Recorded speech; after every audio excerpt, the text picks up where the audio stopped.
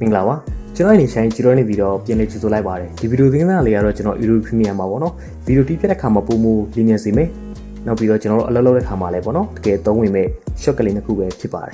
ဒီ shortcut လေးနှစ်ခုကိုကျွန်တော်တို့ဒီဗီဒီယိုမှာပြောပြပေးသွားမှာဖြစ်ပါတယ်အကယ်ကျွန်တော်တို့ကဗီဒီယိုတီးပြနေတဲ့သူဆိုရင်ဒီ shortcut လေးနှစ်ခုကဘယ်လိုမျိုးသုံးဝင်လဲတကယ်ပဲသုံးဝင်လားဆိုတာကိုကျွန်တော်လည်းတူလေ့လာကြည့်အောင်ပေါ့နော်ကဲကျွန်တော်ဒီ shortcut ကိုသိတယ်ဆိုရင်တော့ဒီဗီဒီယိုလေးကိုကြော်သွားလိုက်ရပါတယ်ဒါဆိုရင်ဒီ shortcut ကတကယ်ပဲသုံးဝင်လားသုံးဝင်ဘူးလားဆိုတာကိုကျွန်တော်လည်းတူကြည့်အောင်ဒီဆုံးကျွန်တော်တို့ဒီ Adobe Premiere လေးကိုဖွင့်ပြီးတော့ပေါ့နော်ကျွန်တော်တို့ sequence ဖန်တီးပါပြီးရတယ်ကျွန်တော်ဗီဒီယို3ပုံနဲ့ကျွန်တော်လုပ်ပြမှာဖြစ်ပါတယ်ဒီဆုံးကျွန်တော်ဗီဒီယို footage တစ်ခုကိုထည့်ထားတယ်ပေါ့နော်အဲဆိုရင်ကျွန်တော် footage တစ်ခုကတော့ကျွန်တော်ဒီထဲမှာ project ထဲမှာရှိပါတယ်ဘယ်လိုမျိုး shortcut မျိုးလဲပေါ့နော်ဒီ shortcut တစ်ခုကအရန်ပဲလွယ်တယ်ကျွန်တော်ဒီထဲမှာသုံးရမှာပထမဆုံးတစ်ခုကတော့ control ရှိမယ်ဒုတိယတစ်ခုကတော့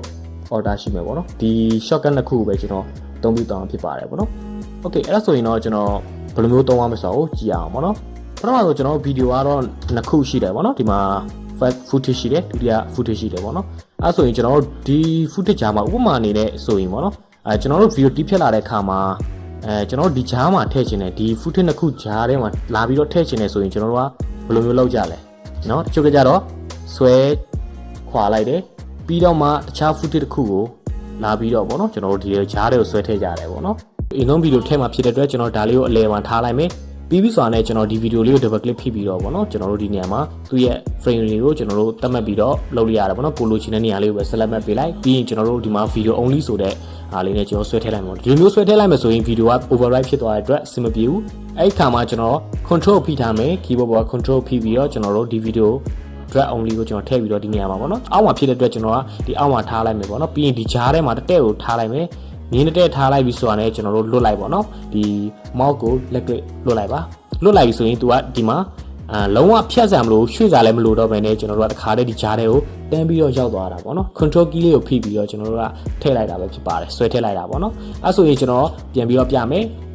ကျွန်တော်တို့ဒီကြားထဲမှာဒါတွေလာပြီးတော့ဆွဲနေစရာမလိုဘူးအဲဆိုရင်ကျွန်တော် control လေးကိုဖိတာ keyboard က control လေးကိုဖိပြီးတော့ drag only video လေးကိုကျွန်တော်ယူလိုက်မယ်ပြီးရင်သူတို့နှစ်ခုကြားမှာပေါ့နော်ထားလိုက်မယ်လွတ်လိုက်မယ်ပြီးရင်ကျွန်တော်ပြမယ်ဒါဆိုရင်ဒီကြားထဲဝင်သွားပြီဖြစ်ပါတယ်โอเคဒါကတော့ပထမဆုံးကျွန်တော်တို့ shortcut နည်းလမ်းလေးပဲဖြစ်ပါတယ်ဗောနော်ဒါကကျွန်တော်ဗီဒီယိုလောက်တဲ့ခါမှာပို့ပြီးတော့ linear စီမှာဖြစ်ပါတယ်โอเคဒုတိယနည်းလမ်းလေးကတော့ဘယ်လိုလဲဆိုတော့ဒုတိယနည်းလမ်းကလည်းအရန်လွယ်တယ်တစ်လုံးကျန်နေတဲ့ order key ပဲဖြစ်ပါတယ် order key ကိုအသုံးပြုပြီးတော့ကျွန်တော်လုပ်အောင်ဖြစ်ပါတယ်โอเคဘယ်လိုမျိုးလုပ်မလဲဆိုတော့ကျွန်တော်တို့ကဒီဗီဒီယို footage တစ်ခုမှာကျွန်တော်ဒီဗီဒီယို footage လေးကို Mozart ဗီဒီယိုကိုကျွန်တော်တို့ကဒီအရှိကဗီဒီယိုထဲမှာဆွဲထည့်မယ်ဒီလိုမျိုးလာပြီးတော့ဆွဲထည့်မယ်ဆိုရင်ကျွန်တော်ဗီဒီယိုကပြတ်သွားနိုင်တယ်ပေါ့နော်အဲမျိုးတွေလာပြီးတော့အပေါ်မှာတင်မယ်ပြီးရင်ဒီလိုမျိုးဆွဲကတ်မယ်ပြီးရင်တက်ဆွဲချမယ်ဆိုရင်လည်းရတယ်ဒါပေမဲ့ကျွန်တော်တို့အချိန်ကကြာတယ်ပို့ပြီးတော့လည်းအချိန်ယူတယ်အဲဆိုတော့ကျွန်တော်ကဒီလိုမျိုးမလုပ်ချင်ဘူးเนาะအဲ့လိုမျိုးဒီလိုမျိုးလေးတွေလာပြီးတော့တန်းစီเนาะပြီးမှထည့်မယ်ဆိုရင်လည်းအဆင်မပြေဘူးเนาะအဲ့ခါမျိုးမှာကျွန်တော်တို့ကဘာခီးသုံးမယ်တော့ခဏကျွန်တော်ပြောရသလိုမျိုးပဲကျွန်တော်တို့ order key ကိုသုံးမှာဖြစ်ပါတယ်အဲ့ခါမှာပေါ့เนาะကျွန်တော်တို့ဗီဒီယိုကိုdrag only ကိုယူမယ်ဒီဗီဒီယိုရဲ့အရှည်ကလည်းဒီဗီဒီယိုရဲ့အရှည်ထက်ညီနေရမှာပေါ့နော်။ကဲမညီဘူးဆိုရင်တော့ဒီမျိုးမလောက်တာမျိုးတွေဖြစ်နိုင်တယ်ပေါ့နော်။အဲဆိုရင်ကျွန်တော်ဒီဗီဒီယိုကသူ့တဲ့အနေထားတဲ့လောက်တယ်။အဲ့ခါမျိုးမှာကျွန်တော် order လေးကိုဖိထားမယ် keyboard ပေါ်ကပေါ့နော်။ order key ကိုဖိထားပြီးဆိုရင် drag only ကိုကျွန်တော်တို့ကဆွဲလာတဲ့ခါမှာပေါ့နော်။ဒီဗီဒီယိုနောက်ဆုံးဗီဒီယိုတစ်ခုကိုကျွန်တော်တင်လိုက်တဲ့ခါမှာသူကသွားပြီး select မဲ့တယ်လို့မျိုးဖြစ်သွားတယ်။ပထမဆုံးဗီဒီယိုတစ်ပုဒ်ကိုလည်းတင်လိုက်တဲ့ခါမှာလည်း select မဲ့တယ်လို့မျိုးဖြစ်သွားတယ်။အဲ့ခါမျိုးမှာကျွန်တော်တို့လွတ်လိုက်တဲ့ခါမှာပေါ့နော်။လွတ်လိုက်ရင်အဲ့ဒီဗီဒီယိုလေးကတခါတည်းတန်းဝင်သွားတယ်ဥပမာဒီဗီဒီယိုကဒီလောက်ထိအကွာအဝေးပဲရှိတယ်ဒီလောက်ထိကျွန်တော်တို့သတ်မှတ်ထားတဲ့ frame ပေါ့နော်ဒီလောက်ပဲရှိတယ်ဆိုရင်လည်းကျွန်တော်တို့ auto ဖိပြီးတော့ဆွဲထည့်လိုက်တဲ့ခါမှာလည်းဒီအကွာအဝေးတိုင်းဒီ frame တိုင်းပဲရှိနေမှာဖြစ်ပါတယ်။ Okay ဒါကတော့ရမ်းလွယ်တဲ့ဒုတိယတစ်ခုပေါ့နော်ဒါကတော့ကျွန်တော် control key နဲ့ကျွန်တော် order key နှစ်ခုကိုပဲအသုံးပြုသွားတာပဲဖြစ်ပါတယ်ဒီ shot ကက်လေးရဆိုရင်လည်းကျွန်တော် video editing လုပ်တဲ့ခါမှာပို့ပြီးတော့လွယ်ကူတယ်ပေါ့နော် video တစ်ပုံနဲ့လာပြီးတော့အစားထိုးမယ်အဲ့လိုမျိုးတွေပြန်ပြောင်းမယ်ဆိုရင်ဒီနည်းလေးနဲ့သုံးတာပို့ပြီးတော့လွယ်ကူစေတယ်ပို့ပြီးတော့လင်းမြန်စေတယ် footage တွေကိုလည်းပြောင်းမသွားဘူးပေါ့နော်ဟုတ်ကဲ့ပါ